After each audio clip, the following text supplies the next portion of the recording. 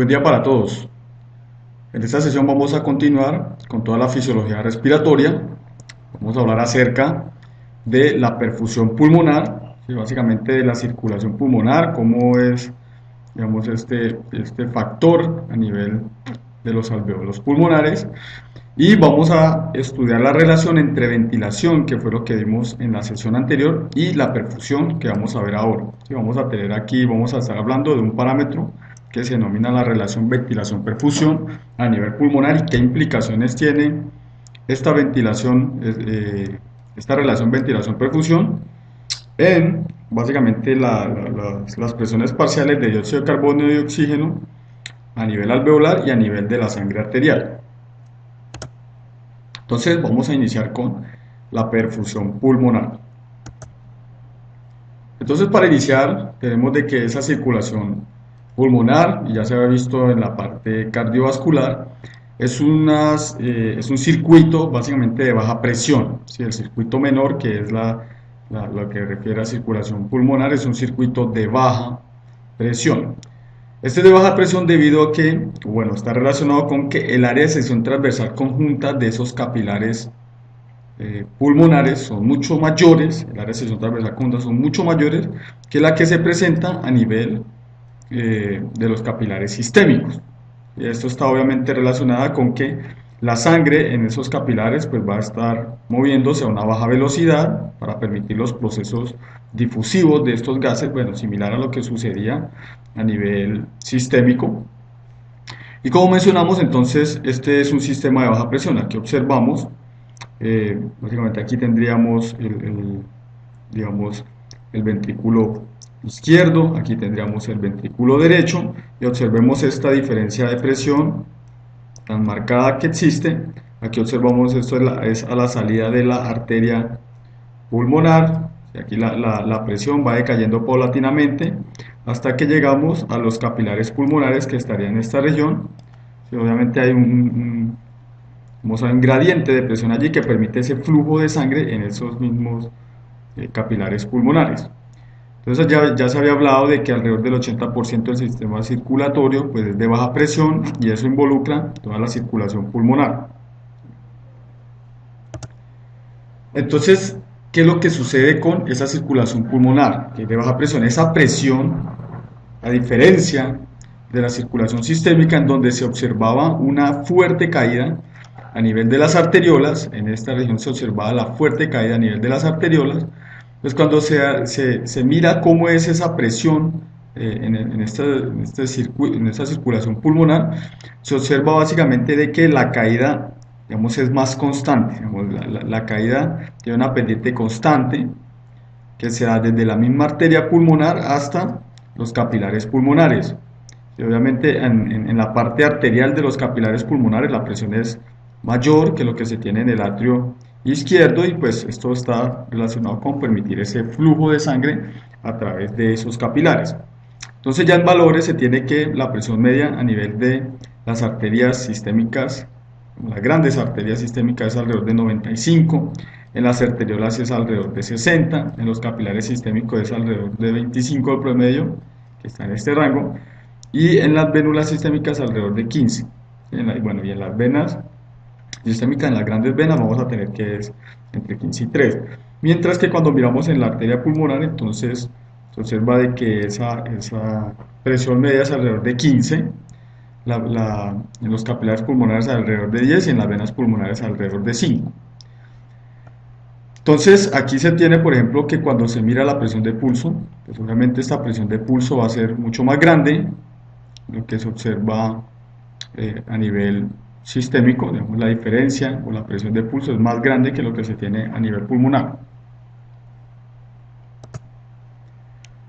Entonces acá tenemos que esa circulación pulmonar, como mencionamos anteriormente, el área la sección transversal de todos esos capilares pulmonares pues es bastante grande y también está asociado a básicamente un área de superficie para intercambio gaseoso bastante grande también, que es de alrededor de 100 metros cuadrados. Lo que se ha descrito es que obviamente ese flujo de sangre a nivel pulmonar es igual al retorno venoso y pues ya se sabe que el retorno venoso es igual al gasto cardíaco. Entonces, dado de que hay una menor, básicamente delta de presión, una diferencia de presión entre la parte arterial y la parte venosa a nivel pulmonar, ¿sí? Y se tiene que el flujo es igual, entonces para mantener ese flujo se requiere que la resistencia pulmonar sea baja. Entonces se tienen unos deltas de presión bastante bajos, el flujo es igual, entonces se requiere que la resistencia sea baja. Además de esto, se ha descrito de que el tránsito de esa sangre por los capilares pulmonares es alrededor de 0,75 segundos, digamos menos de un segundo, tiempo en el cual se satura con los gases, la sangre se satura al nivel de presión parcial que tenga los gases a nivel alveolar.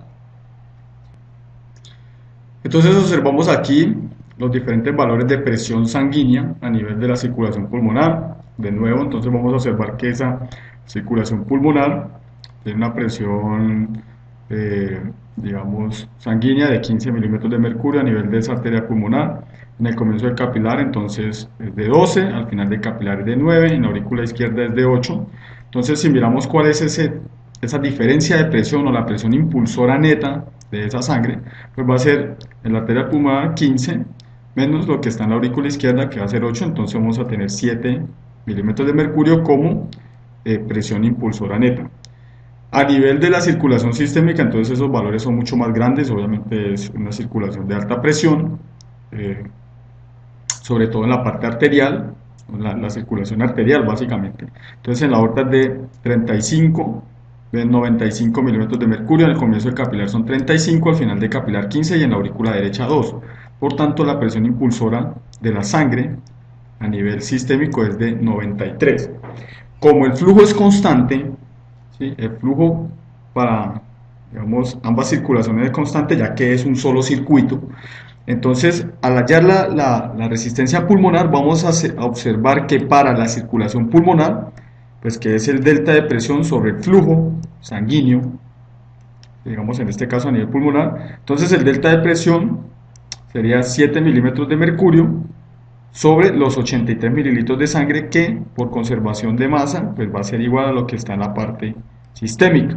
Esto nos va a dar un total de 0,08 unidades de resistencia periférica.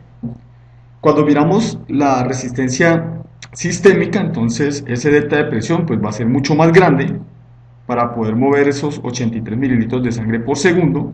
Al hacer la división, entonces se observa de que la resistencia vascular sistémica va a ser de 1,1 unidades de resistencia periférica, URP.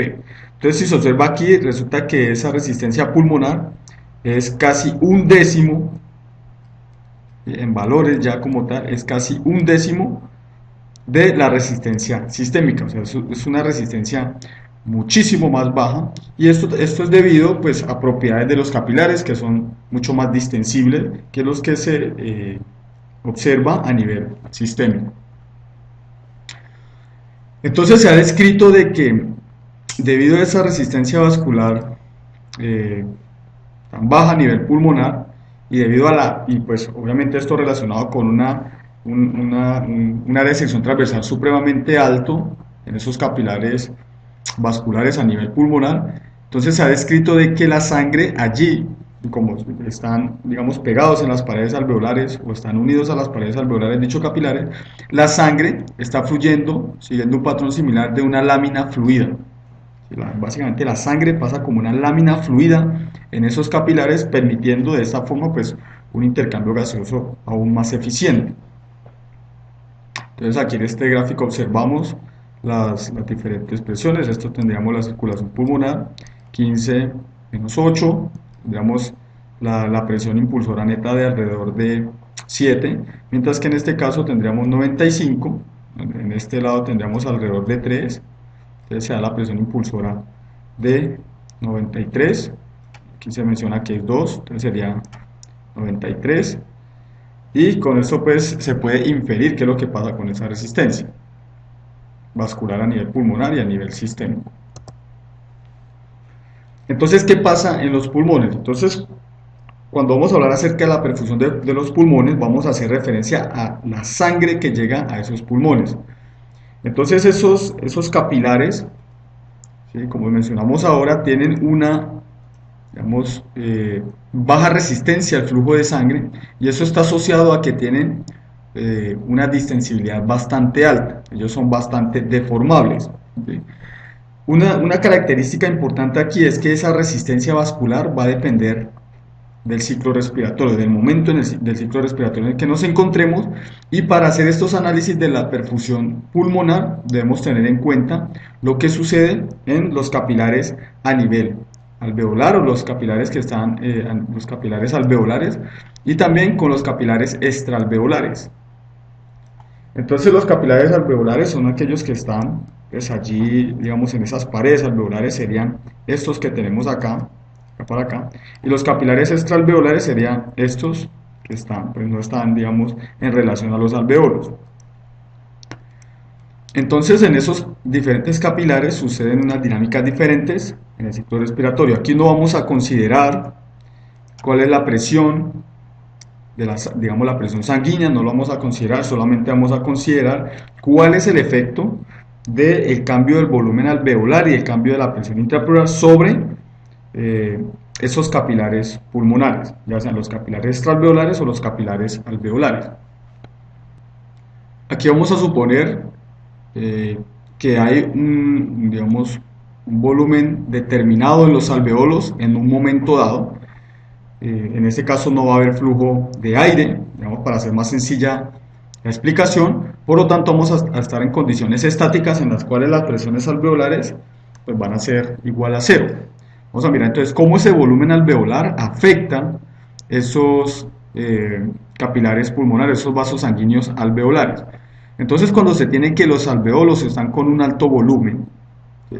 Estos alveolos se expanden, y al expandirse, entonces lo que van a provocar es una disminución en el área de sección transversal de esos capilares alveolares, ¿sí? Digamos, los aplastan, entre comillas, y este aplastamiento va a producir que el área de sección transversal disminuya, y por ende la resistencia, ¿sí? La resistencia se incremente. Entonces, a altos volúmenes alveolares, la resistencia se incrementaría por compresión de esos vasos sanguíneos. ¿Qué sucedería en el momento en que los alveolos, por ejemplo, digamos, disminuyeran su volumen? Entonces, al disminuirse su volumen, digamos, ellos realizan este efecto, entonces eso permitiría, ¿sí?, de forma teórica, de que hubiese una expansión de esa área de sección transversal de esos capilares alveolares, y por ende una disminución en la resistencia vascular allí a nivel pulmonar. Entonces, a bajos volúmenes alveolares tendríamos que la resistencia sería, digamos, también baja, ¿sí? Esto es lo que se tendría sin tener en cuenta la presión a nivel sanguíneo. ¿Cuál es el otro efecto que se tiene? Entonces, para mantener, digamos, un volumen alveolar alto, ¿sí?, cuando tenemos unos volúmenes alveolares altos, entonces estos volúmenes alveolares altos pues están relacionados con que la presión intrapleural debe ser baja, ¿sí?, debe ser baja. Y aquí, cuando los volúmenes alveolares son bajos, pues la presión intrapleural pues va a ser más alta. Entonces, ¿qué tenemos acá? Entonces resulta que estas presiones intrapleurales van a tener un efecto importante sobre los vasos extraalveolares, los vasos sanguíneos extraalveolares.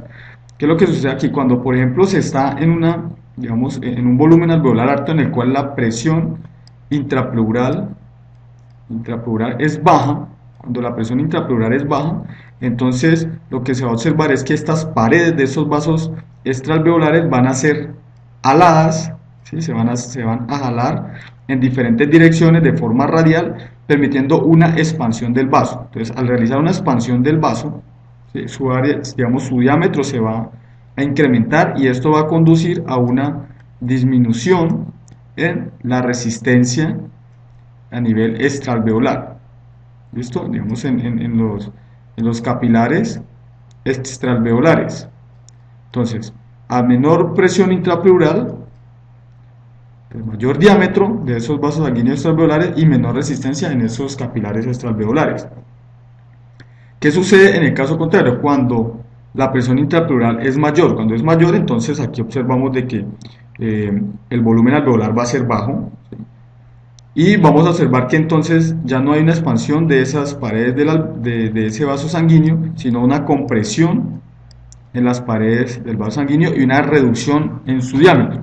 Entonces, cuando hay una alta presión intrapleural, vamos a observar que lo que sucede es que hay un incremento en la resistencia de esos capilares extraalveolares debido a disminución en su diámetro o en su radio. Entonces, esto que acabamos de mencionar se observa de forma más clara en esta gráfica, ¿sí? Entonces, esta gráfica, ¿qué nos dice? Esta gráfica nos va a comparar el volumen pulmonar estático, ¿sí?, en un momento dado, y cuál es esa resistencia vascular pulmonar. Vamos a observar que la curva roja entonces nos representa qué es lo que sucede con la resistencia en los vasos sanguíneos alveolares, y vamos a observar que la curva azul entonces nos representa qué es lo que sucede con los vasos sanguíneos extraalveolares. Como mencionamos ahora, entonces a altos volúmenes, aquí estaría la capacidad pulmonar total, entonces los alveolos estarían expandidos a su máximo valor, y esa expansión, voy a volver un poco, esa expansión de los alveolos, ¿sí?, digamos a un volumen muy alto, que es esto que tenemos acá, entonces induce compresión en esos vasos sanguíneos alveolares. Entonces, esa compresión de esos vasos sanguíneos alveolares pues va a producir un aumento de la resistencia, lo que tenemos acá, ¿sí?, un aumento de la resistencia en los vasos sanguíneos alveolares. Entonces, a altos volúmenes pulmonares, la resistencia vascular pulmonar va a ser alta, digamos en esos vasos sanguíneos alveolares. Cuando tenemos un volumen muy bajo a nivel pulmonar, en este caso vamos a ir hasta el volumen residual, que es el mínimo volumen que podemos contener en los pulmones en condiciones normales, en una aspiración forzada, entonces el volumen alveolar disminuye, y eso pues permite entonces que digamos, los vasos sanguíneos alveolares no estén sometidos a esa compresión debido al volumen alveolar, y por ende la resistencia vascular a nivel pulmonar disminuya. Entonces, a bajos volúmenes pulmonares, la resistencia en los vasos sanguíneos alveolares es baja. A altos volúmenes pulmonares, la resistencia de los vasos sanguíneos alveolares es alta. ¿Qué pasa con los vasos sanguíneos extraalveolares? Vamos a cambiar aquí el color del marcadorcito, puntero.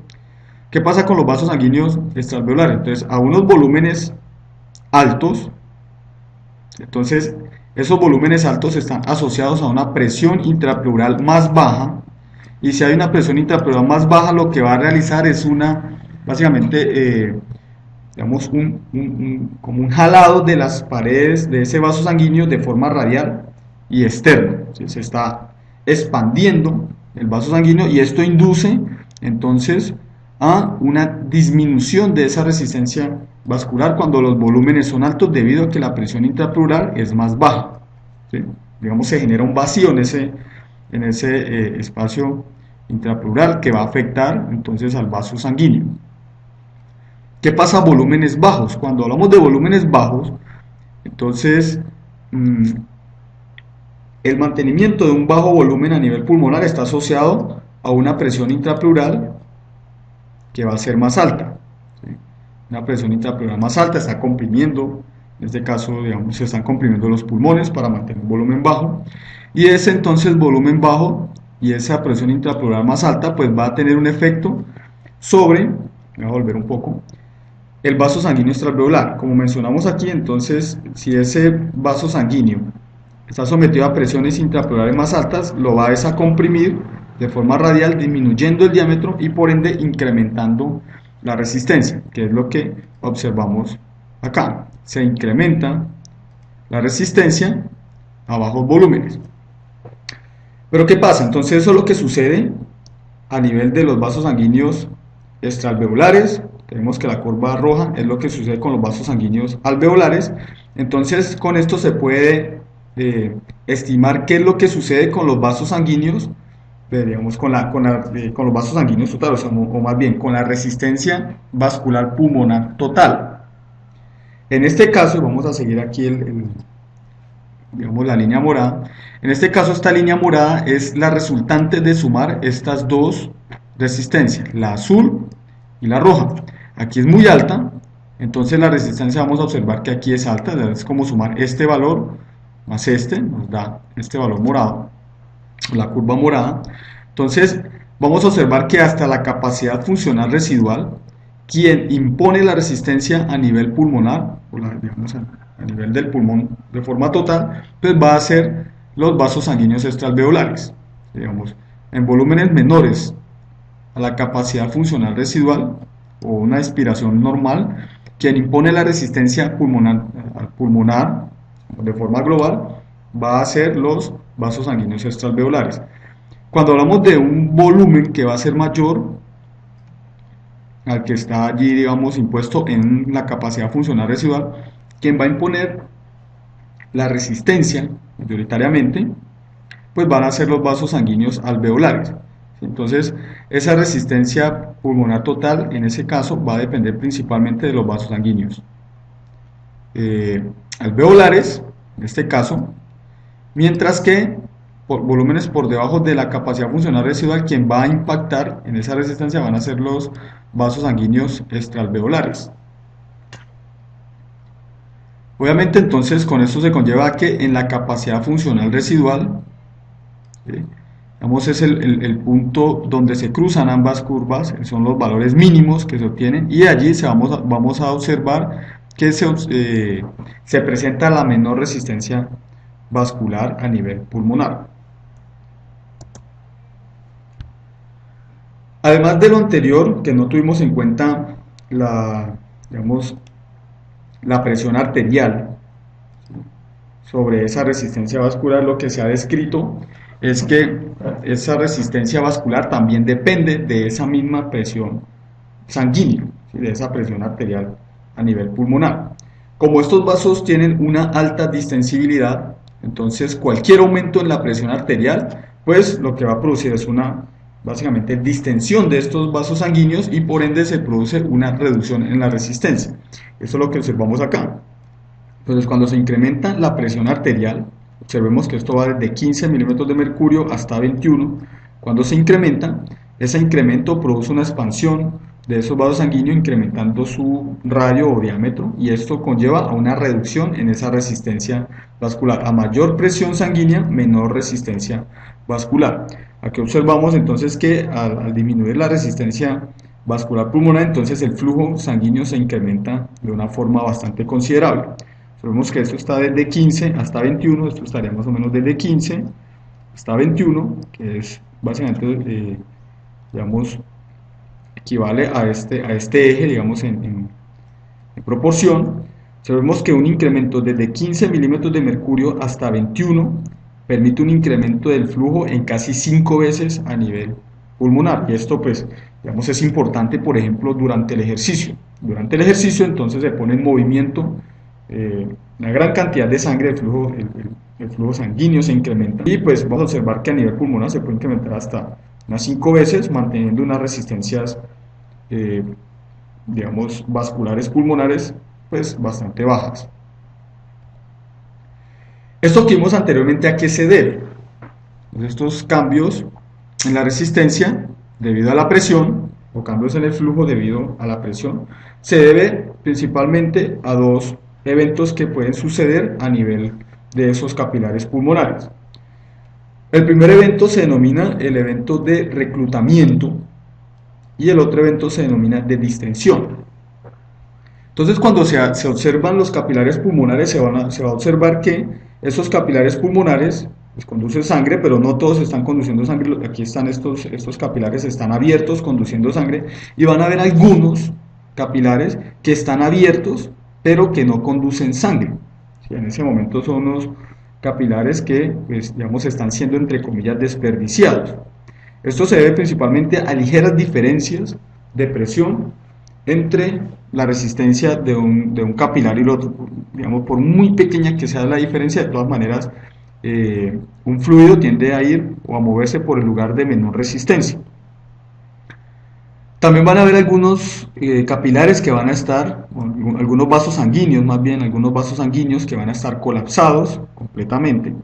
Entonces lo que sucede con el reclutamiento es que con un ligero incremento en la presión arterial, entonces la sangre va a comenzar inicialmente a fluir por esos capilares o esos vasos sanguíneos pulmonares que ya están abiertos, ¿sí? Y pues va a inducir la apertura, por ejemplo, de estos que estaban cerrados, induce la apertura de ellos, pero pues son vasos que no van a conducir, digamos, sangre en un momento dado. Entonces, al evento en el cual los vasos sanguíneos que no conducían sangre en un momento dado y que conducen por un incremento en la presión, un ligero incremento, se denomina reclutamiento, ¿sí? Obviamente, pues, por ejemplo, en este vaso sanguíneo se produce una distensión, pues se pueden dar ambos eventos al tiempo, tanto el reclutamiento como distensión, pero vamos a ver que la distensión se caracteriza principalmente cuando esa presión, digamos, ha permitido el reclutamiento de todos los vasos, y si la presión sigue aumentando, entonces hay un incremento en el radio de esos vasos sanguíneos a nivel pulmonar. Entonces observemos aquí qué sucede. Si se incrementa aún más la presión, entonces estos vasos que no están conduciendo comienzan a conducir sangre, ¿sí? Comienzan a conducir sangre, son reclutados, digamos, unos vasos que no estaban participando, ahora participan en la conducción de sangre, entonces son reclutados, pero si se incrementa aún más esa presión arterial, entonces los eventos de distensión van a ser más notables. Entonces aquí ya no se pueden reclutar más vasos, sino que lo que sucede es un incremento en el radio de esos vasos sanguíneos a nivel pulmonar, por lo tanto se disminuye la resistencia y permite que haya un flujo mayor de sangre con menor resistencia y con ligeros aumentos en esa presión. Entonces, de nuevo me devuelvo, eso es lo que explica estos comportamientos a nivel de los vasos sanguíneos pulmonares. Entonces, a mayores presiones sanguíneas, menor va a ser la resistencia, y entonces esta gráfica, entonces toda esta región está relacionada con toda esta región. A mayores presiones, menor resistencia, la resistencia cae y el flujo sanguíneo se incrementa fuertemente. Además de los factores anteriores que modifican la resistencia vascular pulmonar, que era pues básicamente la presión sanguínea, ¿sí? La presión sanguínea a nivel arterial en los pulmones, y vamos a tener que también otro factor era el volumen alveolar, la presión intrapleural, pues hay otros factores que pueden modificar esa resistencia a nivel, pues digamos, la resistencia vascular pulmonar. Uno de estos factores, entonces, es la hipoxia. Sí, la hipoxia a nivel de estos vasos sanguíneos pulmonares, pues causa vasoconstricción. Digamos, es un efecto contrario a lo que sucede en digamos, en los vasos sanguíneos a nivel sistémico, donde la hipoxia induce vasodilatación. Aquí es lo contrario, induce vasoconstricción. Esto pues es importante, como vamos a ver más adelante, sobre todo para unas compensaciones que se realizan a nivel de esta vasculatura cuando hay problemas en una relación ventilación-perfusión. Vamos a observar que las hormonas pues tienen, digamos, un efecto relativamente, digamos, no importante, el efecto es poco realmente de las hormonas sobre esos vasos sanguíneos pulmonares en cuanto a modificar esa resistencia. Vamos a observar que altos niveles de CO2 o la presión parcial de CO2 elevada y, digamos, disminución en el pH sanguíneo, pues induce, en este caso, vasoconstricción, ¿sí?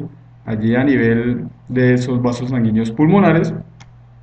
Y también, pues, otro factor importante es el sistema nervioso autónomo, aunque su efecto allí es menos importante en relación a lo que sucede con los vasos sanguíneos sistémicos.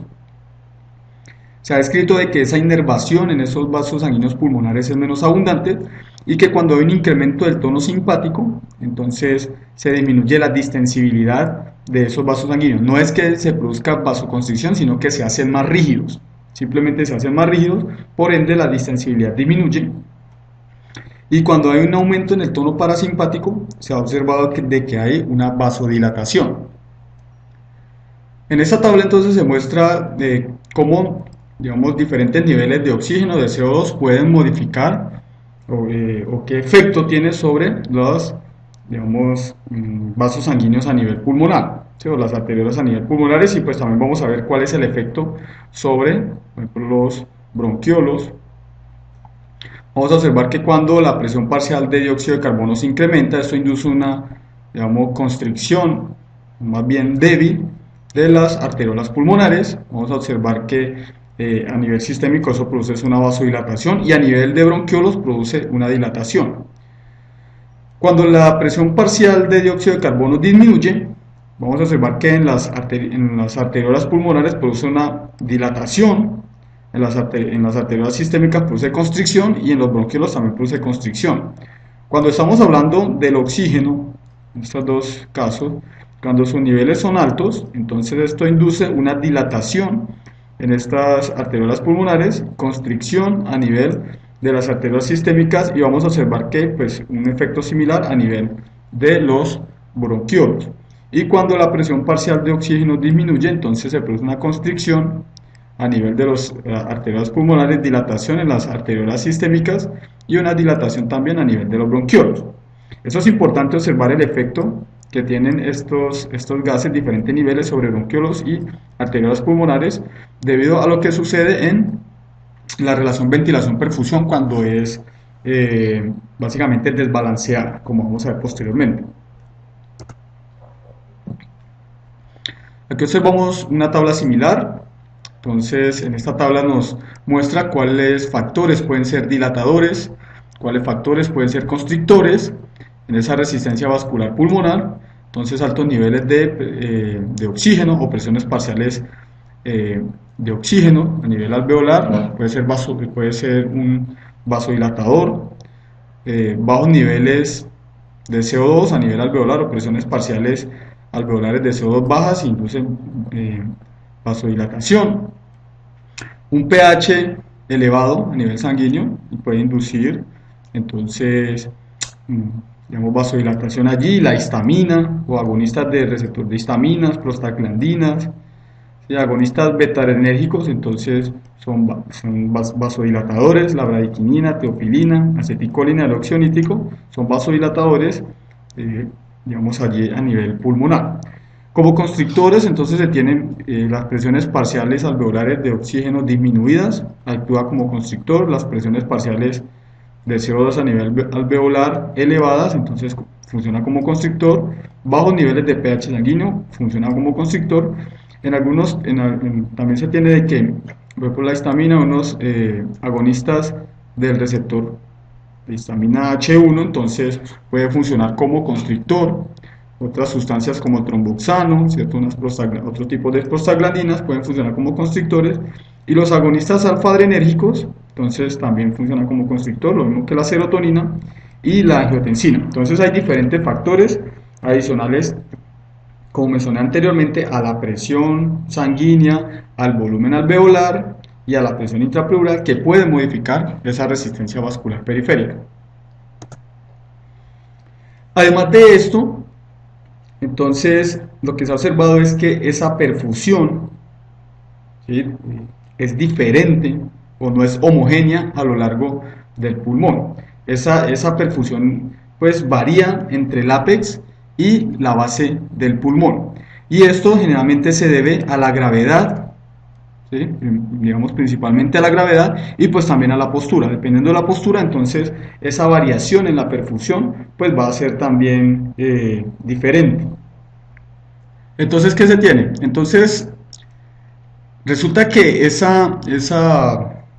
para poder entender esa variación en la perfusión dependiente de la gravedad, pues debemos tener en cuenta tres presiones importantes acá.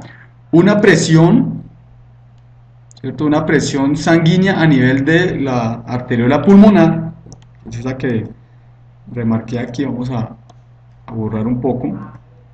Una presión sanguínea a nivel de la arteriola pulmonar, una presión sanguínea ¿cierto? A nivel de la vénula pulmonar y una presión alveolar. Esos tres factores, entonces, son los responsables de estas diferencias de perfusión a nivel pulmonar. ¿Esto por qué? Porque dependiendo de esos valores, de esas diferentes presiones, entonces se puede modificar o no, básicamente, el diámetro interno del vaso sanguíneo, permitiendo más o menos flujo, pues, digamos, en relación a si hay una mayor o menor resistencia vascular en ese punto. Entonces, ¿qué tenemos acá? Vamos a borrar acá otra vez. Vamos a iniciar con lo que sucede en la zona 2. Vamos a dejar esta zona 1 para lo último, es una condición especial. Vamos a iniciar con la zona 2. En esta zona 2, entonces, nosotros debemos tener en cuenta de que el corazón está ubicado más o menos a esta altura. Y por aquí entonces saldría la arteria pulmonar y, digamos, por aquí sería la arteria pulmonar derecha, la arteria pulmonar izquierda. Pero entonces lo que se debe tener en cuenta es que desde la salida de esa sangre del corazón hasta el ápice del pulmón, pues hay cierta altura. Y por la presión hidrostática, si nosotros tenemos una columna que va a estar llena de líquido, entonces lo que se sabe es que el líquido que está en la parte más alta va a tener una presión menor o una presión pequeña, y el líquido que está en el fondo de esa columna de agua pues tiene una presión mayor. Eso como se puede, digamos, verificar cuando una persona va a una piscina, cuando nada justo por debajo de la superficie, pues digamos no se siente tanto efecto a nivel de los oídos, pero si se sumerge, por ejemplo 2 metros, se comienza a sentir una presión en los oídos aún mayor. Entonces, entre más abajo estemos en una columna de líquido, mayor va a ser la presión. Entonces esta columna de líquido, que en este caso va a ser la sangre, va a estar representada desde básicamente la válvula pulmonar hasta el ápice del pulmón, ¿sí? Aquí hay una columna de líquido, entonces la presión en la parte superior o hacia el ápice del pulmón va a ser pequeña. Aquí vamos a observar que entonces cuando la sangre va hacia la base, de hecho está por debajo de ese nivel, la presión va a ser más grande. Eso es una primera cuestión a tener en cuenta. Entonces esa presión, digamos, sanguínea que se establece allí a nivel de la zona 2, digamos que va a estar alrededor de 3 centímetros de agua, ¿sí? De 3 centímetros de agua. Siempre se debe tener en cuenta que el gradiente de presión entre la parte arterial, ¿sí? entre la parte arterial y la parte venosa, tenemos la parte arterial y la parte venosa van a ser 10 centímetros de agua, siempre. Ese es el gradiente que mueve la sangre a través de los alvéolos pulmonares, ¿sí?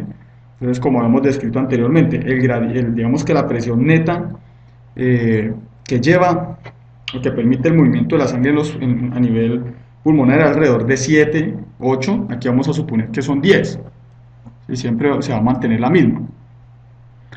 Vamos a suponer también que esta presión a nivel alveolar, que es esta interna, entonces va a ser de 0, vamos a suponer es una condición estática, y solamente vamos a mirar qué pasa con la presión sanguínea. Entonces acá podemos observar que en la parte más apical del pulmón, la presión que se puede establecer allí es alrededor de 3 centímetros de agua. En la parte venosa habrá alrededor de menos 7 centímetros de agua. Si nosotros hallamos cuál es esa diferencia, vamos a mirar que la diferencia va a ser este punto, menos este punto 3, menos 7, la diferencia de presión va a ser 10. Listo, aquí tendremos 7 menos 3 va a ser 10, que va a ser 10 menos 0 va a ser 10 en todas las condiciones, 20 menos 10 va a ser 10, ese es el gradiente de presión en esas condiciones. Y entonces vamos a observar que nosotros hablamos de una presión transmural en las vías aéreas. Resulta que como la presión transmural es un concepto más general, también se puede determinar en la pared de los vasos sanguíneos. Entonces la presión transmural en esta pared de los vasos sanguíneos viene a ser la presión que está al interior del vaso menos la presión que va a estar en el exterior. En este caso iría a ser en el espacio alveolar.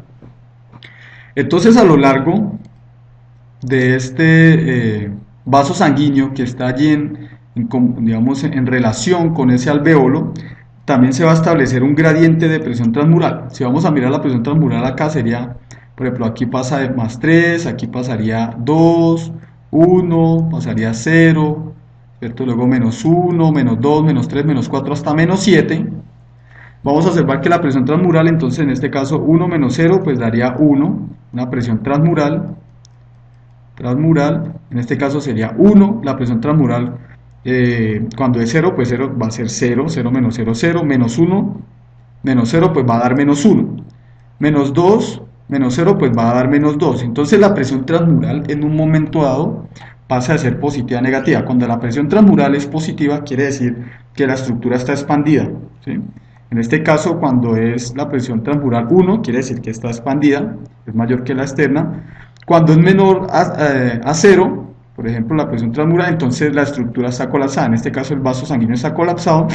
Por ende, vamos a observar de que la resistencia en ese vaso sanguíneo se va a incrementar fuertemente y el flujo de sangre allí va a ser el mínimo, ¿sí? El flujo de sangre puede ser 0 o muy bajo. Eso es lo que sucede acá.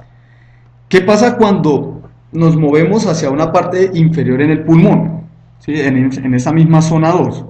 Un poco más abajo, entonces vamos a observar de que debido a esa gravedad y como bajamos en la columna de líquido, por así decirlo, entonces aquí la presión es la menor, aquí la presión se incrementa un poco a este nivel, entonces la presión sanguínea allí va a ser 7 centímetros de agua, en este extremo va a ser menos 3. Desde 7 hasta menos 3, entonces pasa por 6, 5, 4, 3, 2, 1, 0, luego menos 1, menos 2, menos 3. Entonces, digamos, en la distancia del capilar, en referencia al alveolo, que sea mayor a 0, si la presión es mayor a 0, va a estar distendido ese capilar. El capilar va a estar distendido porque la presión transmural va a ser positiva.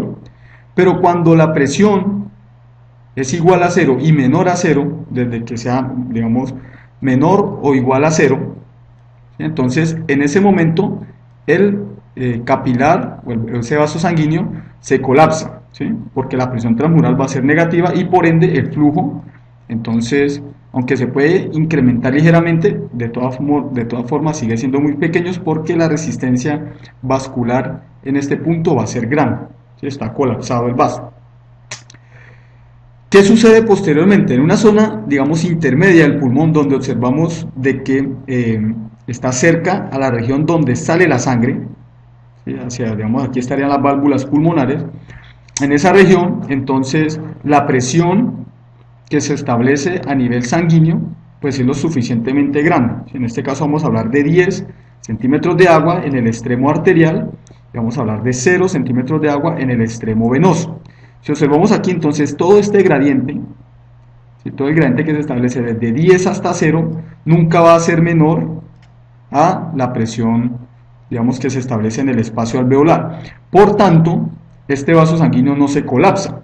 Y si no se colapsa, entonces el radio, pues está, digamos, en su valor normal. Aquí puede estar un poco distendido porque esa presión transpulmonar es relativamente grande. Por ejemplo, aquí podríamos decir que 10 menos 0, la presión transmural va a ser 10, quiere decir que el vaso se va a expandir un poco justo ahí en el alveolo. Y aquí entonces esa expansión comienza a disminuir un poco hasta que se hace 0 en el extremo venoso. Entonces aquí, debido a que el vaso está completamente abierto, la resistencia vascular en ese punto va a ser baja. Entonces la resistencia vascular es baja y por ende el flujo va a ser, digamos, mayor a la condición que teníamos hacia la zona más apical. ¿Qué pasa si nos movemos más abajo en esa zona 3?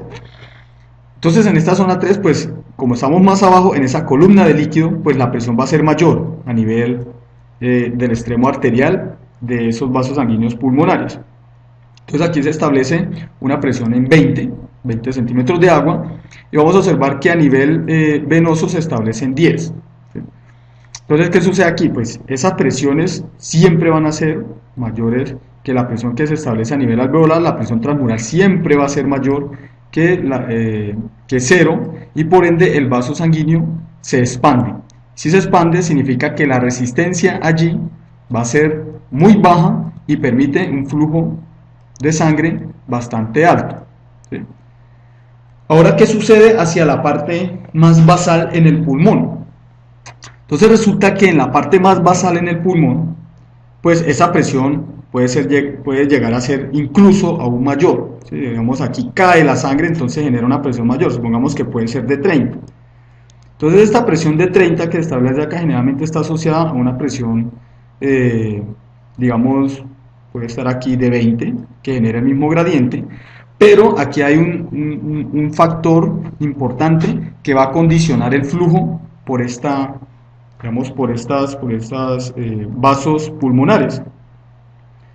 Entonces, ¿qué es lo que sucede aquí? A pesar de que la presión a nivel, digamos, en el espacio alveolar puede ser mayor siempre a cero, por eso se expande, ¿sí? Por eso se expande este vaso sanguíneo cuando está pasando por los alveolos, porque es mayor a cero. Resulta que la presión intrapleural, eso ya sería el vaso extraalveolar, en la zona basal la presión intrapleural es grande y eso va a comprimir el vaso sanguíneo, ¿sí? Estos vasos extraalveolares los comprime.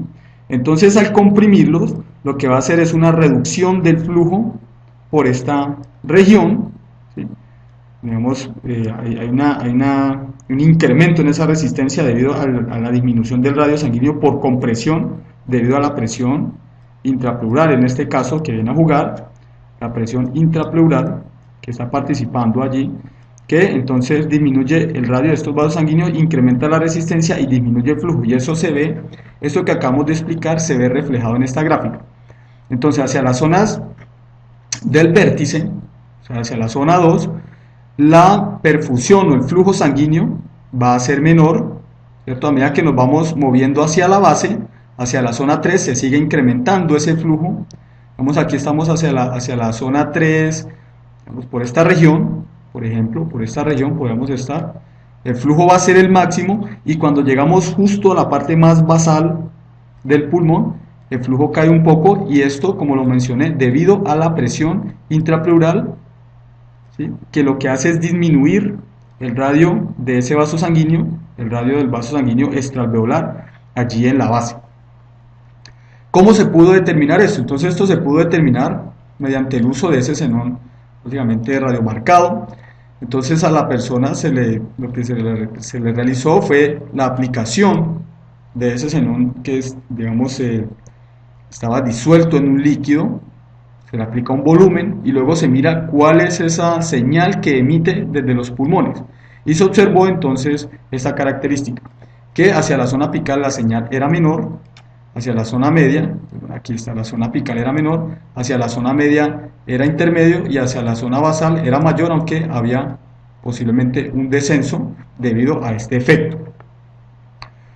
Aquí falta por entonces detallar qué es lo que pasa en esta zona 1. Esto es una zona básicamente teórica que se puede presentar en algunos casos patológicos. No necesariamente se presenta de forma fisiológica, pero sí en casos patológicos, en el cual la presión en el extremo arterial sea cero. ¿Sí? Digamos, la presión cae, la presión es muy baja. Entonces aquí tenemos la presión va a ser muy baja, entonces ese vaso sanguíneo va a estar completamente colapsado a lo largo del alveolo.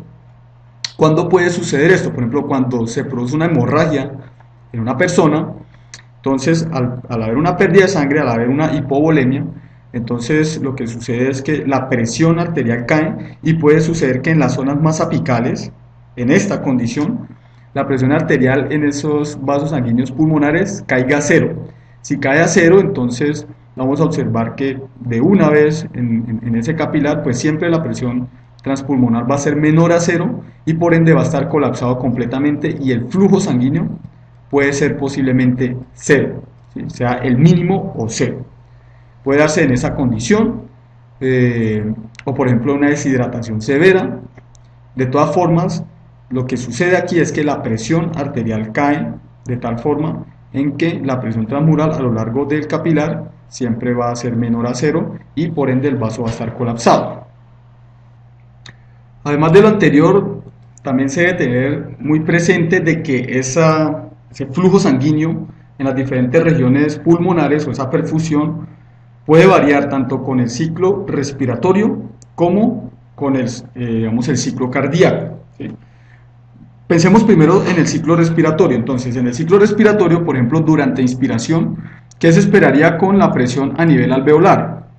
Entonces, lo que se esperaría con esa presión a nivel alveolar es que fuese negativa, ¿cierto? Adquiriese un valor negativo. Entonces, cuando se adquiere un valor negativo, y por ejemplo, si vamos a hablar de una inspiración forzada, va a ser bastante negativo esa presión alveolar que se establece. Entonces, aquí lo que va a suceder es que de una forma más fácil, esta presión transmural vaya a ser positiva y por ende se expandan dichos vasos pulmonares, reduciendo la resistencia y permitiendo un flujo mayor. ¿Sí? Esto sucedería en todos los vasos alveolares. Por tanto, durante inspiración, esa presión alveolar negativa favorece la expansión de esos vasos alveolares, ¿cierto? Disminuyendo la resistencia y permitiendo un flujo mayor. Entonces, durante inspiración, ¿cierto? La perfusión sería mayor, ¿sí? O digamos el Q punto, sería la perfusión, sería mayor. ¿Qué sucede durante expiración? Durante la expiración, entonces lo que sucedería, y más si es forzada, entonces se produciría un incremento, digamos, esa presión alveolar pasaría a ser positiva, y si es positiva, entonces la presión transmural sería, digamos, muy pequeña desde el inicio, por ejemplo, colapsando el vaso, podemos tener esa condición en ese momento, en el cual entonces el flujo sanguíneo se hace menor. ¿Listo? Está incrementando la resistencia en este lugar por compresión de esos vasos pulmonares, llevando a una resistencia mayor y disminución del flujo. Además de esto, debemos tener en cuenta que la presión, ¿sí? Digamos, a nivel del vaso, en el interior del vaso, la presión sanguínea, pues no es constante, sino pulsátil. En sístole la presión va a ser mayor, en diástole va a ser menor, en sístole va a ser mayor, en diástole va a ser menor. Esta sería la presión sanguínea. Esta es la presión sanguínea. Entonces, pues si vamos a observar que la presión en un momento dado va a ser mayor, y eso corresponde con la sístole, entonces cuando se produce la sístole, se produce una expansión, ¿cierto?, de estos vasos sanguíneos permitiendo un flujo mayor. Ya vimos anteriormente de que la presión, incrementos en la presión, inducía una expansión de los vasos sanguíneos, disminuyendo resistencia y finalmente incrementando el flujo sanguíneo. Entonces, ¿qué vamos a tener? De estas dos cosas vamos a tener, de estos dos factores, que el flujo sanguíneo va a ser el máximo cuando se produce inspiración y cuando se está en la sístole cardíaca. ¿Sí? En este momento se esperaría que el flujo sanguíneo o la perfusión, las diferentes regiones del pulmón, fueran las máximas. Bueno, entonces ahora vamos a hablar acerca de la relación ventilación-perfusión. Ya vimos que la ventilación básicamente variaba respecto a, digamos, a la gravedad, a la posición de la persona y variaba a lo largo del pulmón. Con la perfusión observamos algo igual. Ahora vamos a ver este parámetro que es V sobre Q, que indica entonces cómo son las presiones parciales del aire a nivel alveolar, y también pues esto relacionado con las presiones parciales de los gases de oxígeno y CO2 a nivel de la sangre arterial. Entonces la ventilación hace referencia, como hemos visto, al aire que llega al alveolo. Vamos a observar aquí el aire que llega al alveolo, y que en general entonces tiende a imponer unos valores de presiones parciales de oxígeno y de CO2 similar a la que se tiene en el aire inspirado. ¿Listo? A nivel alveolar, entonces se trata de llevar las presiones parciales a esos valores del aire inspirado. Esto suponiendo de que no hay flujo de sangre a esos alveolos. Ahora la perfusión, vamos a hacer referencia a la perfusión, a la sangre que llega a esos alveolos. Esto va a llegar una sangre venosa a los alveolos, y esta sangre venosa entonces tiende a imponer unos valores de presión parcial de oxígeno, ¿sí?, y unos valores de presión parcial de CO2 similar a lo que se tiene a nivel de la sangre venosa. Eso entonces, a nivel de la sangre venosa, básicamente las presiones parciales de oxígeno tienden a ser bajas, las presiones parciales de CO2 tienden a ser altas. Entonces vamos a observar que a nivel alveolar hay como una especie de competencia entre imponer esos valores similares a los de la sangre, mediado por la perfusión, o a nivel de el aire inspirado mediado por la ventilación.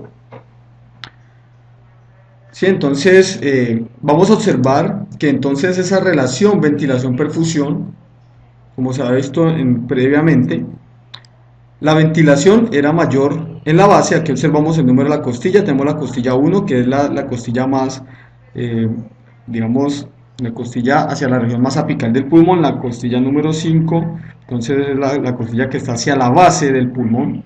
Vamos a observar entonces que en el ápex esa ventilación es baja respecto a lo que se tiene en la base. Una cuestión similar se había visto con respecto a la perfusión. La perfusión es más baja en la base más baja en el ápex que en la base. ¿Listo? La perfusión es más baja en el ápex que en la base. Ambos parámetros tienen un comportamiento similar, pero se observa que la caída de la perfusión es mucho más rápido que la caída de la ventilación. Entonces vamos a tener un punto de intersección entre estas dos variables, que sería por acá, y vamos a observar que entonces esta relación ventilación-perfusión, la ventilación dividido la perfusión, cuando la ventilación es menor a esa perfusión, pues siempre va a ser menor a 1. Esto es, digamos, de lógica. Entonces toda esta región vamos a tener una ventilación menor a 1. Vamos a observar por otra parte, vamos a graficarlo en otro color, por acá, que cuando la relación ventilación-perfusión, cuando la ventilación es mayor que la perfusión, pues entonces esa relación pues va a ser mayor a 1. ¿Qué significa esto? ¿Qué significa que la relación ventilación-perfusión sea menor a 1 o que sea mayor a 1? Entonces, esto significa que básicamente en un momento dado, en regiones donde la ventilación es menor a la perfusión, está llegando, digamos, la ventilación es menor que la perfusión, entonces está llegando más cantidad de sangre en proporción que el aire que llega hacia el alveolo. Entonces eso tiene una repercusión importante.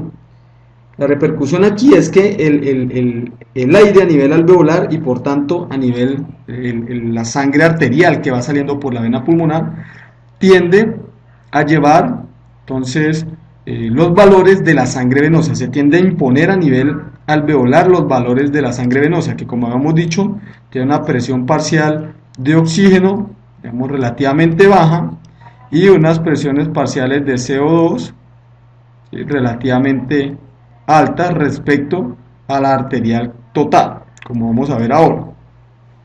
Esto es lo que sucede en una relación ventilación-perfusión, ¿sí?, menor a 1. Llega más sangre en proporción, llega mucha más sangre que el aire que está llegando a esos alveolos.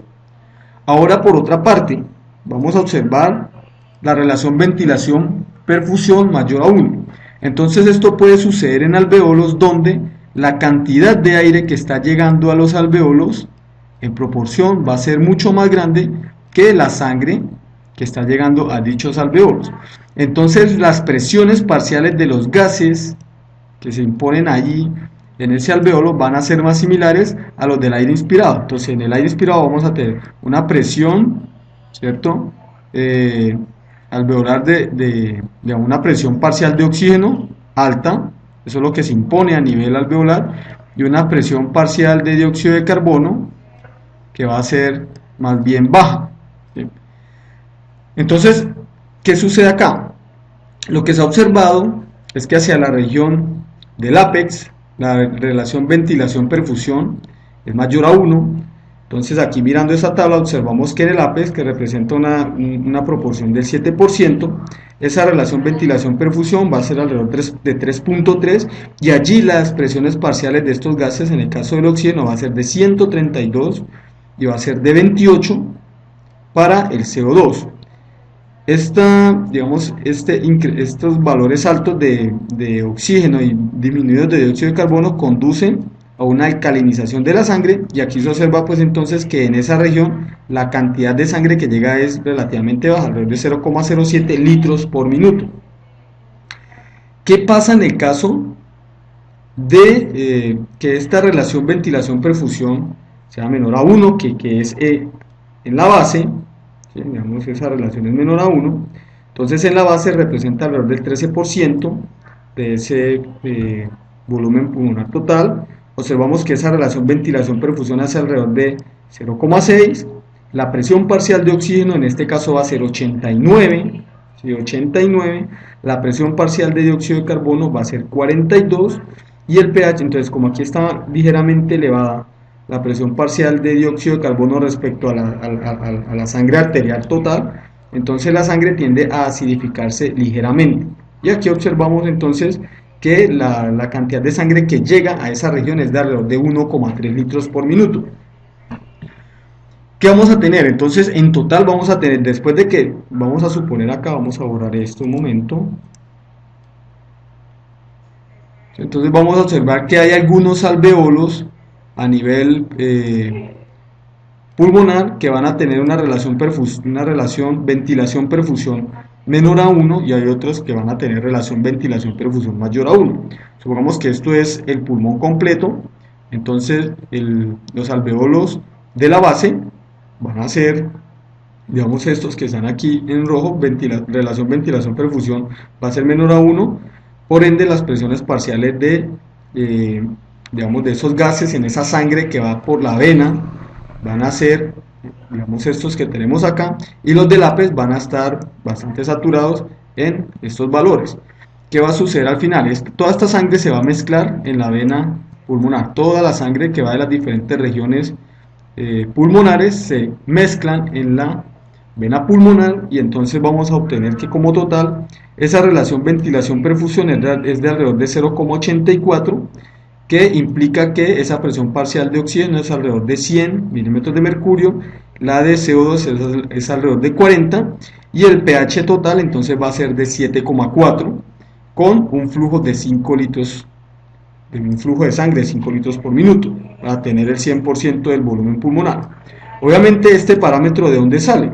Entonces, cuando hablamos del total, vamos a observar que la ventilación alveolar, ¿cierto? Total es alrededor de 4,2 litros, entonces recordemos ese valor de la sesión de ventilación, se habla de la ventilación pulmonar como 5 litros, pero la ventilación alveolar entonces va a ser 4,2 sobre el flujo de sangre, ¿sí? Que va a ser en este caso igual al gasto cardíaco, que es aproximadamente 5 litros. Entonces cuando se divide 4,2 sobre 5, esto nos da alrededor de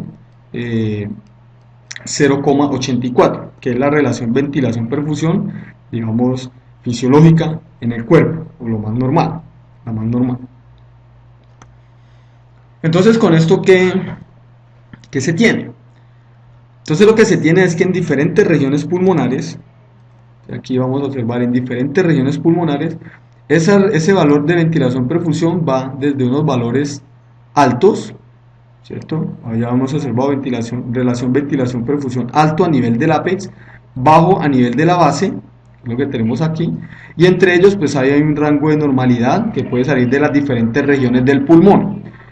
Entonces los valores extremos para esta curva que me relaciona todas las posibles valores de oxígeno con respecto a las presiones parciales de dióxido de carbono es la curva de la relación ventilación-perfusión que tenemos acá, son los posibles valores que se pueden encontrar a nivel sanguíneo, y los valores extremos entonces los vamos a tener como la sangre venosa mixta, ¿cierto? Que sería la sangre que va por la arteria pulmonar antes de llegar a los capilares, y eso en el caso de, digamos, de una relación ventilación-perfusión igual a 0, hay un flujo de sangre, el flujo de sangre completo, pero no está ventilado.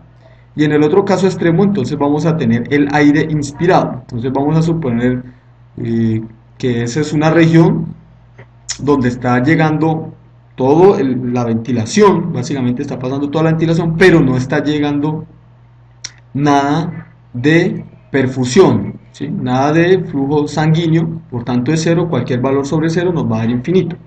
Esos dos valores son los valores extremos que tenemos en este caso como referencia en esa curva de ventilación-perfusión, y vamos a tener unos valores entonces normales, ¿sí? Vamos a tener esto a nivel de la base que es alrededor de 0,6, este valor a nivel del ápex, ¿sí? Que va a ser digamos alrededor de 3,3, obviamente a nivel de la base, entonces como hemos observado en la tabla, la presión parcial de oxígeno es alrededor de 89 por acá, y del CO2 es alrededor de 42, vamos acá, mientras que para la sangre que está saliendo o las presiones parciales de esos gases a nivel alveolar o de la sangre que sale por la parte arterial en el ápex, digamos por la parte venosa, perdón, entonces va a ser alrededor de 130, vamos acá 132, con un valor de 28 milímetros de mercurio para la presión parcial de CO2. Entonces esto nos indica cómo es que está saliendo la sangre, digamos que con qué nivel de saturación está saliendo la sangre en diferentes regiones del pulmón. Entonces con respecto a esta relación ventilación-perfusión, se tiene que puede ser de hecho modificada, ¿sí? Esta relación ventilación-perfusión puede ser modificada por algunos problemas, algunas patologías, como por ejemplo una obstrucción de la perfusión en un pulmón. Entonces vamos a ver que una obstrucción en la ventilación de un pulmón cambia esa relación ventilación-perfusión y esto induce entonces en el cuerpo unas respuestas compensatorias. Entonces aquí en este caso vamos a suponer que un émbolo, vamos a tener un émbolo que viaja hasta la arteria pulmonar y supongamos que produce una obstrucción del flujo sanguíneo completo a un pulmón determinado. Entonces ahí se produce la obstrucción completa. ¿Qué sucede acá? Entonces lo que sucede acá es que este pulmón instantáneamente queda sin perfusión. O sea que en él la relación ventilación-perfusión va a ser infinito. Va a estar ventilado porque el aire va a estar llegando a ese pulmón, de hecho se reparte entre los dos pulmones, pero como aquí el flujo se obstruyó, entonces esta perfusión va a ser cero, entonces cualquier valor sobre cero, infinito. ¿Qué pasa con el otro pulmón? Entonces, debido a que aquí se presenta la obstrucción, todo el flujo de sangre que venía normalmente para ese pulmón, ahora va a ser guiado hacia el pulmón que está ventilando normalmente. Entonces él está recibiendo la mitad de la ventilación total alveolar, ¿listo? Pero va a recibir el doble de la perfusión. Entonces si esta perfusión se incrementa, ¿eso qué quiere decir? Que la relación ventilación-perfusión va a disminuir. Esto va a disminuir. Entonces, ¿qué va a suceder con las presiones parciales de los gases a nivel alveolar, tanto en el pulmón que tiene el problema como en el pulmón que sigue funcionando? Entonces, en este pulmón en el cual digamos, la perfusión cae a cero, pues las presiones parciales de los gases tienden a ser los mismos que del aire inspirado. Entonces, en el aire inspirado se tiene que la presión parcial de oxígeno es 149 milímetros de mercurio y la presión parcial de CO2 es básicamente 0 milímetros de mercurio, o sea, se equilibra con el aire inspirado. Mientras que en el pulmón que sigue trabajando, como está llegando más flujo de sangre, entonces aquí se está depositando mayor cantidad de CO2, ¿cierto? Básicamente el doble de cantidad del CO2 porque está depositando el CO2 que debería estar siendo depositado en el otro pulmón, por ende la presión parcial de dióxido de carbono se eleva y aquí va a estar entonces también, digamos, sacando mayor cantidad de oxígeno. Pues aquí tenemos mayor cantidad de oxígeno, va a estar sacando esa sangre de esos pulmones y esto va a conllevar entonces a que disminuya la presión parcial de oxígeno en el pulmón que está todavía trabajando. Entonces, ¿qué se tiene aquí? Aquí lo que se tiene es que se producen unos mecanismos de compensación. O sea, hay unos mecanismos de compensación en los cuales vamos a observar que cuando se produce la obstrucción, aquí, entonces las presiones parciales de oxígeno aquí se elevan mucho y, como habíamos visto anteriormente, cuando esas presiones parciales de oxígeno a nivel alveolar se elevan o se elevan a nivel de las vías respiratorias, entonces eso induce una broncoconstricción.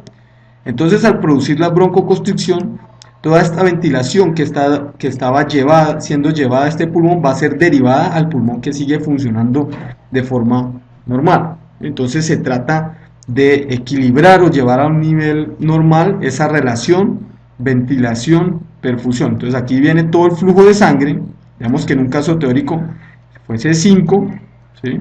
Aquí entonces se trata de desviar toda la ventilación, supongamos que es los 4,2 litros por minuto, y esto pues entonces conllevaría a los niveles de saturación de estos gases, dióxido de carbono y oxígeno, los niveles arteriales normales, ¿sí? Obviamente, pues aquí no es que este pulmón se va a expandir hasta 4,2 litros, pero pues aquí entran a funcionar otros mecanismos, por ejemplo un incremento en la frecuencia respiratoria, incremento en la profundidad de la respiración, o sea el volumen corriente en este pulmón. Normalmente para un pulmón sería 250 mililitros, por ejemplo se incrementa a 350 con incremento de la frecuencia respiratoria, se puede llegar a unos valores normales de la relación ventilación-perfusión, digamos en ese pulmón. Entonces, la explicación más completa de esta respuesta compensatoria, ¿sí?, que induce entonces una broncoconstricción, es que en respuesta a una disminución del flujo sanguíneo, ¿cierto? Lo primero que va a suceder aquí es que los neumocitos alveolares o las células alveolares de tipo 2 van a sintetizar menos surfactante, ¿sí? Entonces, esa síntesis de menor cantidad de surfactante provoca una disminución en la distensibilidad de este pulmón, y esto conlleva entonces, cuando se disminuye la distensibilidad, entonces la ventilación también va a disminuir y los alveolos se contraen, ¿sí? Pero también tengamos en cuenta que esas elevadas presiones parciales de oxígeno produce constricción a nivel, digamos, de las vías aéreas, ¿cierto? Produce una broncoconstricción en esas vías aéreas, y todo esto conduce a esa reducción en esa ventilación. ¿Qué sucede en el caso en el que hay digamos, una obstrucción en la ventilación del pulmón?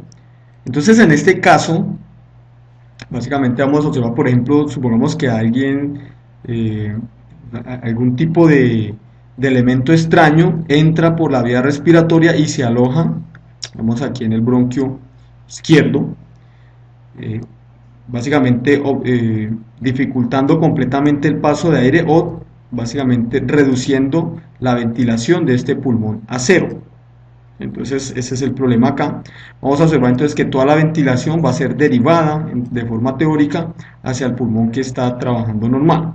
En esta condición entonces tenemos que la perfusión es normal a ambos pulmones, ¿sí? Entonces en este pulmón, ¿qué va a suceder? En este pulmón sucede, digamos, lo siguiente: debido a que está siendo perfundido pero no ventilado, entonces la relación ventilación, en este caso la ventilación va a ser cero, y se está perfundiendo, es cualquier valor, entonces la relación ventilación-perfusión va a ser cero. ¿Listo? La relación ventilación-perfusión va a ser cero. Cuando esa relación ventilación-perfusión va a ser cero, entonces lo que se observa es que la presión parcial de esos gases, del oxígeno y del CO2, tiende a ser similar o tiende a ser impuesta a la que se tiene en la sangre venosa en las arterias pulmonares. Entonces aquí lo que sucede es que se va a depositar a este pulmón grandes cantidades de CO2, entonces esto va a producir una elevación en esas presiones parciales de CO2, y también vamos a observar entonces que el oxígeno tiende a ser sacado de allí, llevado hacia la circulación, y esto conlleva a disminución en esas presiones parciales de oxígeno, ¿sí? Entonces esas presiones parciales de oxígeno y de CO2 tienden a equilibrarse con los valores que están impuestos en la sangre venosa, digamos en la circulación sanguínea. ¿Qué otra cosa tenemos acá? Entonces, esto es lo que sucede acá. Entonces, en este pulmón, en el pulmón que sigue trabajando, está recibiendo la ventilación doble, entonces el doble de la ventilación básicamente, y está recibiendo la mitad de la perfusión. Entonces, ¿qué sucede? En este pulmón la relación ventilación-perfusión se va a incrementar. Está recibiendo el doble de ventilación, pongámoslo aquí, el doble de ventilación y la misma perfusión. Entonces la relación ventilación-perfusión tiende a incrementarse. ¿Qué sucede? Resulta que eso también induce una respuesta compensatoria. Entonces esa respuesta compensatoria está principalmente dada a nivel de esas arteriolas a nivel pulmonar. Como hemos visto también anteriormente, entonces cuando las presiones parciales de oxígeno caen y las de dióxido de carbono se incrementan, eso conlleva a que se produzca una vasoconstricción hipóxica en esos vasos sanguíneos pulmonares. Entonces esto reduce la perfusión hacia el pulmón que no está ventilado y deriva toda esta sangre hacia el pulmón que está trabajando normalmente. ¿Esto con qué fin? Entonces con el fin de tratar de llevar los valores de ventilación-perfusión hacia una condición lo más normal posible. Entonces aquí estaba, digamos, el doble de la ventilación y aquí se trata de llevar el doble de la perfusión para, bueno, digamos, contrarrestar ese efecto de este pulmón que no está trabajando. Obviamente, como mencionamos anteriormente, aquí entonces hay, digamos, hay unos ajustes, por ejemplo, en la frecuencia respiratoria, en el volumen corriente que va a manejar ese pulmón en un momento dado, para permitir entonces normalizar esos valores, sobre todo para normalizar las presiones parciales de oxígeno y de CO2 a nivel de la sangre arterial. Entonces, ya mirando con valores, ¿qué es lo que sucede a nivel de todo este sistema pulmonar, todo este sistema respiratorio? Vamos a observar cómo es el manejo del oxígeno y del CO2 a nivel pulmonar, inicialmente en una condición normal, ¿sí? Entonces vamos a observar que la ventilación alveolar total va a ser de 4,2 litros. Esta es la ventilación alveolar, ¿sí? Pero esa ventilación alveolar pues se debe dividir entre los dos pulmones. Si los dos pulmones están en condición normal y de forma teórica, suponiendo que son iguales, entonces esa ventilación alveolar va a ser igual en cada uno de ellos, alrededor de 2,1 litros por minuto, ¿sí? O sea, llega a 2,1 litros por minuto de aire a esos alveolos en cada uno de los pulmones. También vamos a tener que la perfusión, como lo hemos dicho anteriormente, es alrededor de 5, la perfusión total pulmonar va a ser 5 litros por minuto, pero esto se divide entre los dos pulmones. Entonces a un pulmón, al pulmón derecho llega a 2,5 litros, al pulmón izquierdo llega a 2,5 litros, para tener que la relación ventilación-perfusión en el pulmón derecho pues va a ser 2,1 sobre 2,5, 0,84, que era el valor que habíamos hablado anteriormente. Y en el otro pulmón pues tenemos el mismo valor de relación ventilación-perfusión, que ese, digamos, es simplemente realizar también la división de 4,2 sobre 5, que sería la ventilación alveolar total sobre la perfusión total alveolar. ¿Qué sucede acá? Entonces resulta que en el manejo del CO2, entonces en general los tejidos producen en reposo alrededor de 200 mililitros de CO2 por minuto. Entonces este CO2, estos 200 mililitros pues son eliminados hacia los pulmones, ¿cierto?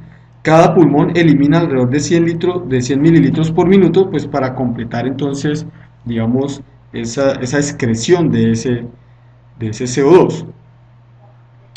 Cuando la sangre va por, digamos, las venas sistémicas, ¿sí? Es una sangre que está pobre digamos, en oxígeno, que es lo que vamos a hablar ahora, y está pues, con un nivel alto de CO2. Ese nivel es alrededor de 46 milímetros de mercurio, ¿sí? Y esa concentración pues llega a ambos pulmones. Aquí llega sangre con 46 milímetros de mercurio, lo mismo sucede acá. Y cuando entonces el CO2 se deja en los alveolos, entonces su nivel baja de 46 milímetros de mercurio a 40, lo que tenemos acá, y pasa de nuevo hacia la circulación sistémica y se le deposita de nuevo entonces el CO2. ¿Qué pasa qué pasa con el manejo del oxígeno? Entonces tenemos de nuevo la ventilación, ¿cierto? La perfusión. Y en este caso entonces vamos a observar que el oxígeno pasa desde los alveolos a la sangre. Cuando el oxígeno pasa de los alveolos a la sangre queda con un valor de presión parcial de 100. Ese es digamos, el valor estándar que se tiene de la presión parcial de oxígeno a nivel de la sangre arterial, queda con 100. Esta sangre entonces pasa hacia los tejidos, deja allí el oxígeno alrededor de 250 mililitros de oxígeno por minuto, y entonces ella queda con un nivel de presión parcial mucho menor, alrededor de 40 milímetros de mercurio de presión parcial de oxígeno. Esta presión parcial de oxígeno, o la sangre con esta presión parcial de oxígeno, es la sangre venosa que va a llegar de nuevo al pulmón y allí vuelve y se satura de nuevo hasta tener una presión parcial de 100 milímetros de mercurio y vuelve hacia el tejido. Esto sucede en cada uno de los pulmones.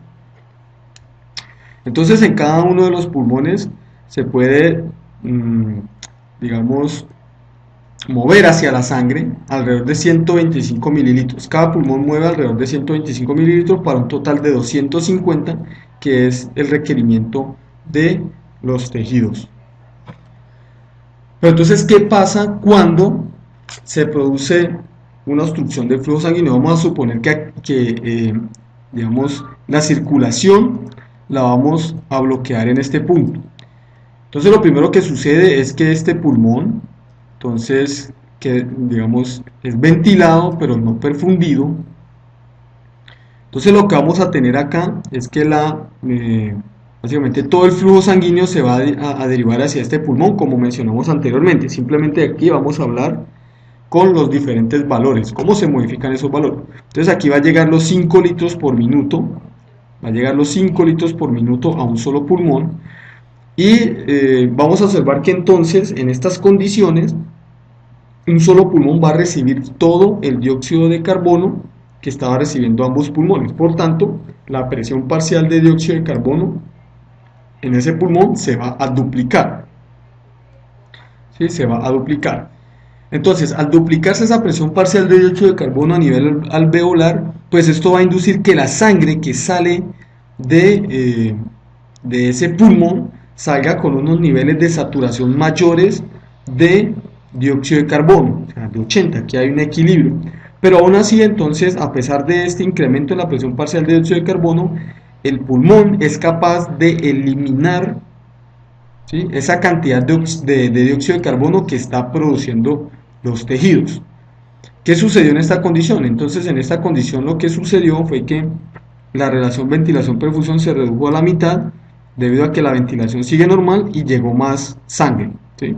Entonces, al llegar más sangre se reduce la relación ventilación-perfusión y esto induce un incremento en la presión parcial de dióxido de carbono en ese pulmón. Entonces, esas presiones parciales de dióxido de carbono van a variar de 80, ¿cierto?, cuando sale por la sangre arterial hacia los capilares sistémicos, y cuando estamos en las vénulas y venas, entonces la presión parcial de dióxido de carbono va a ser 87, que es digamos, con el nivel de saturación que llega a los pulmones, y luego baja 80, luego sube 87 y así sucesivamente. En este caso, ¿qué se puede, digamos, concluir? En este caso se puede concluir, ¿sí?, que en una alteración, ¿sí?, en una alteración de la relación ventilación-perfusión, digamos hay una ventilación de un espacio alveolar muerto, el pulmón es capaz de eliminar toda la cantidad de dióxido de carbono que está produciendo los tejidos, es capaz de eliminarlo. Pero esto sucede con una consecuencia pues bastante importante, y es que se va a producir una elevación en las presiones parciales de ese dióxido de carbono a nivel alveolar y por ende a nivel de la sangre arterial.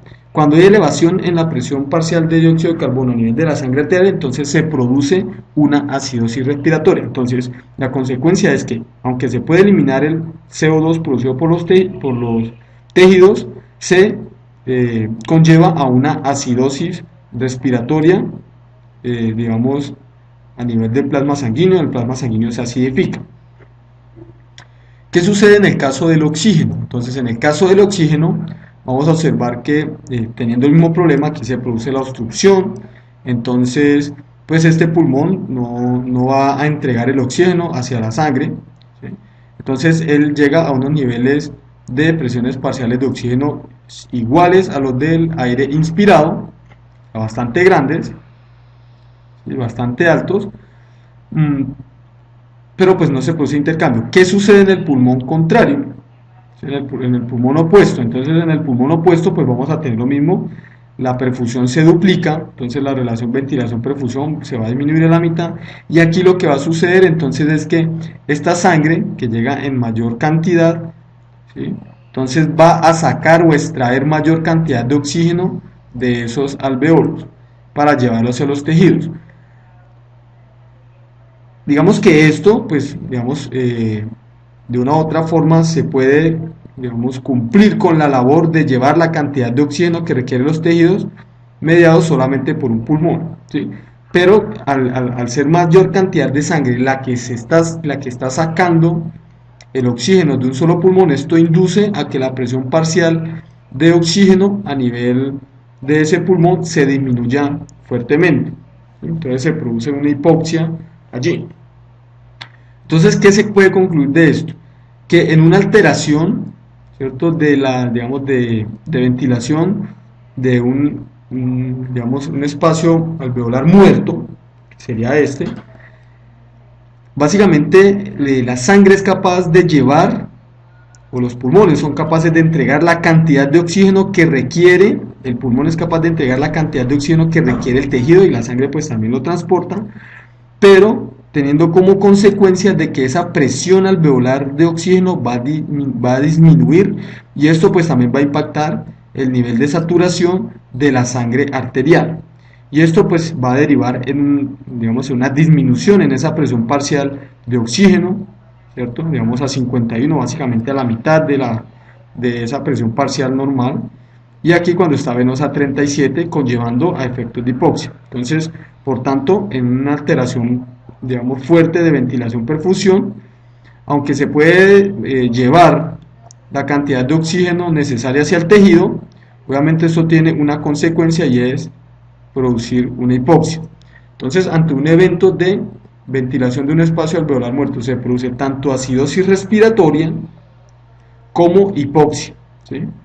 Se producen los dos eventos en respuesta a este problema. Por ejemplo, digamos, esto es lo que puede suceder en una persona que sufre una embolia pulmonar, ¿sí? Una embolia pulmonar. ¿Qué pasa digamos, en la condición en la cual se produce la pérdida de la ventilación de alguno de los pulmones? Entonces, en esta condición vamos a observar, vamos a suponer que aquí hay un elemento extraño que obstruye el flujo del aire de forma completa, ¿sí? Obstruye de forma completa el flujo del aire. Aquí de forma similar, entonces tenemos las condiciones normales. Si se obstruye completamente eso, entonces vamos a suponer que todo el aire se deriva hacia el pulmón que no es afectado. ¿Qué vamos a tener aquí? Entonces, bueno, a esto se le denomina un cortocircuito. Generalmente cuando hablamos de cortocircuito es que la sangre venosa, en este caso, en este pulmón, la sangre que viene por la parte, digamos, la sangre venosa que viene por la arteria pulmonar va a llegar sin modificación a la vena pulmonar, que se supone sería una sangre arterial. Entonces, aquí, ¿qué vamos a tener? Aquí lo que vamos a observar es que a este pulmón va a llegar el doble de la ventilación, pero está llegando la perfusión normal. Entonces esto va a inducir a una duplicación en esta relación ventilación-perfusión, ¿sí? Entonces se esperaría de que los niveles de dióxido de carbono pues disminuyeran, digamos, un poco, pero pues lo mínimo que puede, a lo máximo que puede disminuirse es hasta 40 en este caso. Entonces sangre sale básicamente con los niveles normales, y vamos a observar entonces que esa sangre arterial con esta presión parcial de dióxido de carbono se va a mezclar con una sangre que no está siendo, digamos, en este caso, modificada por el pulmón. O sea, el dióxido de carbono aquí no se está eliminando, sino que simplemente pasa derecho. Entonces, esta sangre arterial se va a mezclar con una sangre venosa, y esto va a producir entonces que las presiones parciales de dióxido de carbono sean altas, ¿sí? Digamos, en este caso de 46 milímetros de mercurio. Luego vamos a observar que el tejido deposita sobre esta sangre alrededor de 200 mililitros de CO2, que lleva a un incremento en la presión parcial de ese dióxido de carbono hasta 51, que es lo que va a llegar a los pulmones a través de la arteria pulmonar. Entonces aquí observamos la presión parcial de dióxido de carbono de 51, aquí también de 51. Este pulmón la modifica, lo baja hasta 40, pero al mezclarse de nuevo entonces vuelve y disminuye hasta 46, que es la sangre que llega hacia los tejidos sistémicos. Entonces, ¿qué se va a tener en esta condición? En esta condición lo que se va a observar es que también en un problema, ¿sí?, en esa relación ventilación-perfusión, en la alteración de ventilación-perfusión, vemos que produce este cortocircuito, pues se va a tener que el pulmón es capaz de remover esos 200 mililitros de dióxido de carbono. Si el pulmón es capaz de moverlo, ¿sí? Obviamente aquí se va a producir también un efecto similar a la condición anterior, una acidosis respiratoria. Y en este caso, ¿por qué? Porque aquí hay una sangre que no está siendo modificada, que se va a mezclar con una sangre que viene de forma arterial. Sangre arterial con sangre venosa se modifican, dejando la sangre saturada en CO2. Cuando la sangre está con los niveles de saturación de CO2, digamos, relativamente alto, entonces se produce una acidosis respiratoria. ¿Qué pasa en el caso del manejo del oxígeno en ese cortocircuito? Entonces, de forma similar, aquí tenemos la obstrucción de la vía aérea, entonces esto va a ser una sangre sin modificar, entonces va a estar con digamos, los niveles de presión parcial de oxígeno bastante bajos, y aquí en el pulmón normal, si es, esa sangre sí se puede saturar hasta los niveles normales, ¿sí? Hasta los niveles normales, y vamos a observar entonces que esa sangre que está saturada a los niveles normales mezclada con una sangre que tiene la presión parcial de oxígeno bajo, se mezclan y pues esto va a tender a disminuir esa presión parcial de oxígeno. Aún así, esta sangre que viene al pulmón bueno es capaz de tomar los 250 mililitros de oxígeno y llevarlos hasta el tejido, ¿sí? Es capaz de llevarlo hasta el tejido, pero pues vamos a observar que esas presiones parciales de oxígeno en la sangre arterial, ¿sí? A nivel sistémico pues va a ser bajo, y de hecho cuando sale por las venas sistémicas va a ser aún más bajo, alrededor de 29 milímetros de mercurio. Entonces, ¿qué se tiene como consecuencia? Como consecuencia se tiene de que ante una fuerte alteración en la ventilación, perfusión, en esa relación, en un cortocircuito, pues lo que va a suceder es que en esas condiciones el pulmón y, digamos, este pulmón, ¿sí? Junto con la sangre son capaces de llevar la cantidad de oxígeno que requieren los tejidos, pero con una consecuencia, y es que se va a producir aquí en este caso una hipoxia, una disminución en la presión parcial de ese oxígeno a nivel de la sangre arterial. Obviamente estas dos condiciones que hablamos, digamos, hasta donde hablamos no fueron compensadas, son no compensadas, ¿sí? Aún así el pulmón es capaz de manejar eso, pero son no compensadas, ¿sí? Aquí no hay compensación y aquí tampoco hubo compensación hasta el momento en que finalizamos con estas conclusiones. No hubo compensación. Obviamente, vamos a observar que si se genera una compensación, pues entonces se puede modificar la frecuencia respiratoria, ¿cierto? Digamos la ventilación.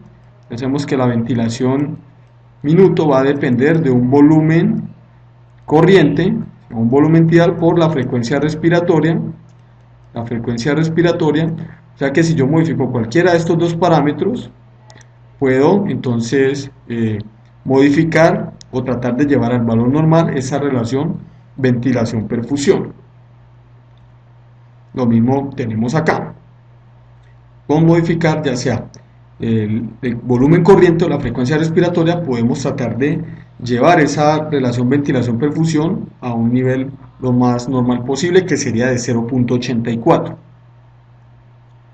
Entonces, con esto básicamente terminamos esta sesión de perfusión y relación ventilación-perfusión.